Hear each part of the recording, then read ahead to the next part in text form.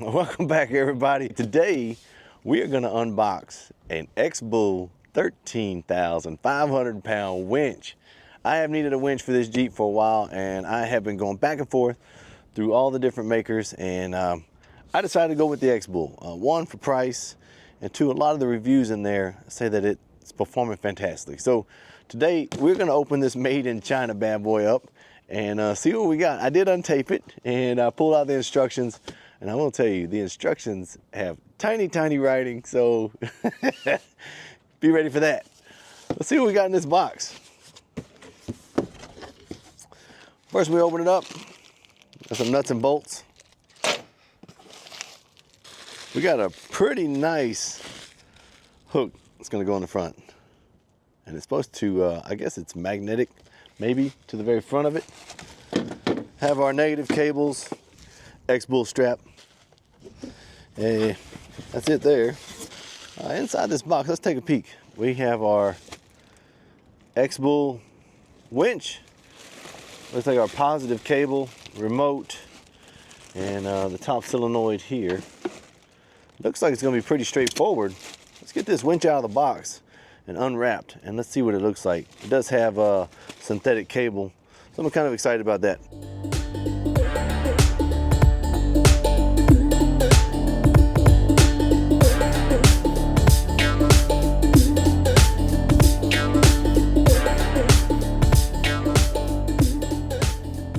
So what comes in the box? In the box we have our winch, 13.5 XRS XBull winch, and the solenoid has the cables that are going to run to the winch and to the battery. It has their negative. It does have a front facing plate, and it is magnetic to hold the hook. It has a strap. It does have a long cord. We'll take this out and we'll measure it and see how long it is for the remote. And it does have a remote that it does say it is wireless. It does have a neat little magnet on the back. It's kind of strong. And then you have your bag of nuts and bolts here. Pocket knife does not come included. That is just mine. It's my first time ever installing one of these, so I'm sure I'm going to have some hiccups, and I'm sure some of you guys have installed many of them. So if along the way you see something I could have done better, put it in the comments below. Don't let everybody make the same mistakes I do. So if you can be helpful, man. Let's go see how this thing works, then we're going to put it to the test.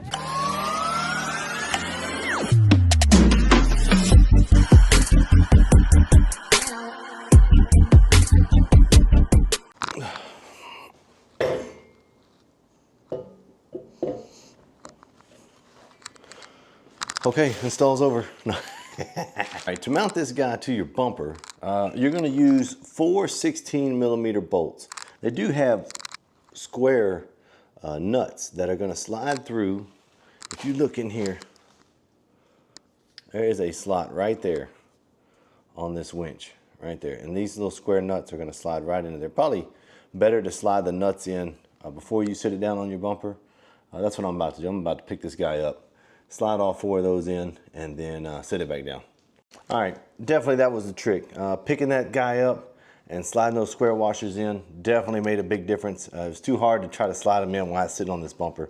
You're gonna need an extension wrench to reach up through your bumper, if yours is like mine, and a 16mm socket for these 4 bolts. They do have 4 bolts. It has a washer and a locking washer.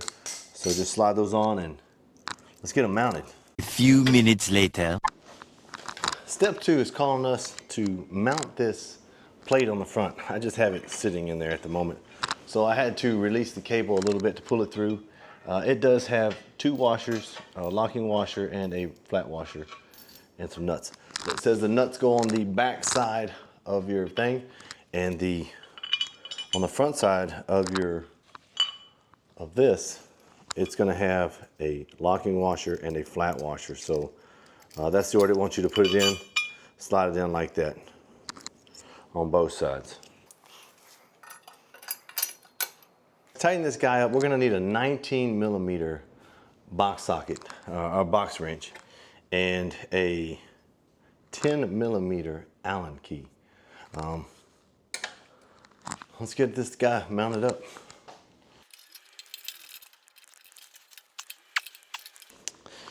If you have a ratcheting box end it works fantastic.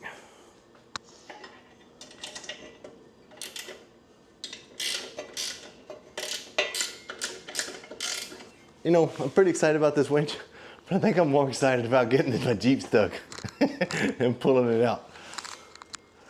All right, now that we got that done, now we need to mount our solenoid on top, hook all of our wires up, and then route our wires through underneath our hood to our battery. So I'm gonna find a route that's best, that I like the best anyway. And I'm curious to know where you guys routed y'all. Did y'all go through here? Did y'all go up and under? And what was the best for you guys? Put it in the comments below. I may reroute mine based off what you guys say. All right, I don't know if it's the right move or not, but I pulled this winch back off the Jeep because it was too dang hard to get my fingers in wherever it needed to go. No, please, no, no, no, no! And so now I'm gonna strap on my solenoid and all the wiring that goes onto this, and then we're gonna take it back.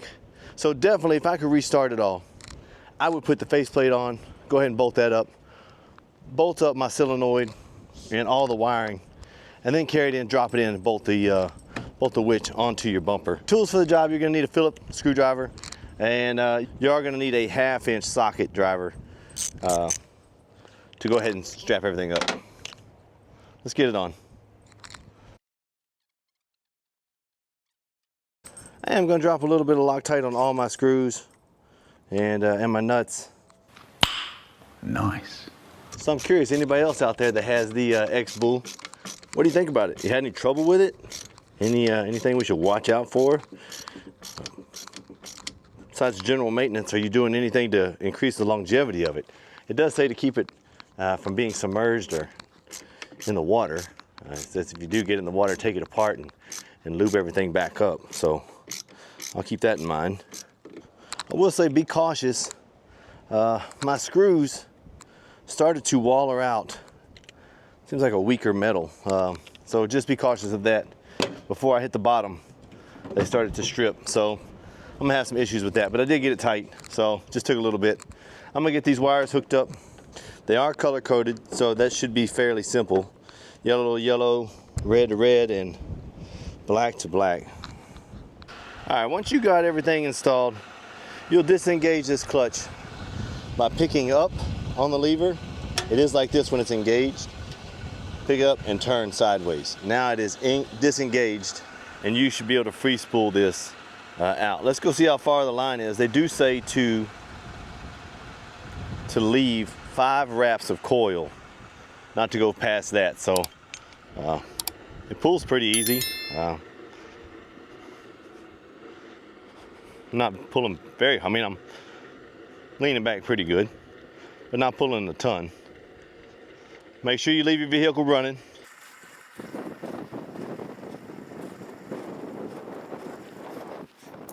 I got 5 wraps left. That's what the manufacturer recommends to leave. We plug this switch in, see how far it'll go.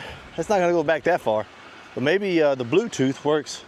Straight out of the box, I fired up this thing. It is green. Let me see if I can, let me engage this. We're back engaged, let me come out. It does work.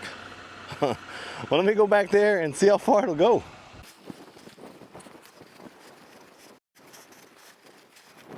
All right, we decided to hook up to our little Kubota tractor. They said it needed 500 of pull pounds, and as you can see, it's running pretty good. It's spooling well, and nice and tight in there. It is a little bit loud. I will say the remote control did reach all the way out there when I was standing there letting it free spool in. So the remote control is capable of coming all the way back to the length of the winch itself. But it's spooling kind of nice. It's wrapping easy. It's not having to go, it doesn't need any assistance spooling back in left or right. It did say not to vary any at all, it did say not to vary 15 degrees up or down when you're coming back in on the spool, and not to go 45 degrees left or right. And so try to keep it as straight as possible. So far, I'm kind of pleased with it. It was kind of easy to hook up. It was self-explanatory. It's color-coded in the back. and just routing the wires up and under and zip tying them into a nice secure spot. I would love to know what you guys did with y'all's, because I just ended up going underneath the front of my vehicle here and then back up to where I didn't think it would touch anything moving or that got hot. And then I ran it to my post on the side, my ground post on the side of our Jeep, and to our positive terminal. And everything seems to be running pretty good. I do have the Jeep running right now while I am spooling it in. And so far so good. All right guys, well I hope this thing helped y'all. In a minute we're gonna go get this thing stuck and see how it works. I'll see if it'll pull itself out of trouble.